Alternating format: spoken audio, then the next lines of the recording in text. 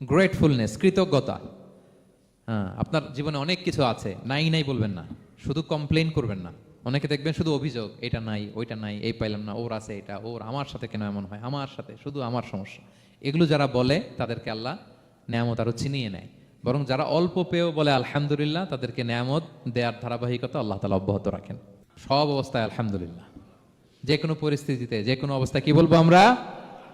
আপনি খেয়াল করে দেখেন না যে আপনার কি কি আছে, কত কিছু যে আপনার আছে, অবাক করা। 3 নাম্বার, কাইন্ডনেস।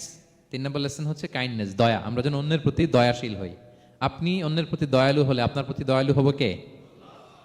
ওয়াল্লাহু ফি আউনি আবদিহি মা দামাল আবদু ফি আউনি আখি। আল্লাহ ততক্ষণ পর্যন্ত কোনো বান্দার সাহায্যে থাকে যতক্ষণ পর্যন্ত ওই বান্দা তার ভাইয়ের সাহায্যে থাকে। তাহলে বলেন তো, আল্লাহর সাহায্য পাওয়ার প্রথম শর্ত কি? অন্যের জন্য সাহায্যের হাত বাড়িয়ে দাও। তাহলে মনে থাকবে তো? নাকি এতিমকে ধাক্কা দিয়ে বের করে দিবেন, ফরিয়াদিকে ধমক দিবেন একটা? বড় সাহেব তো আপনি, বড় স্যার, খবরদার।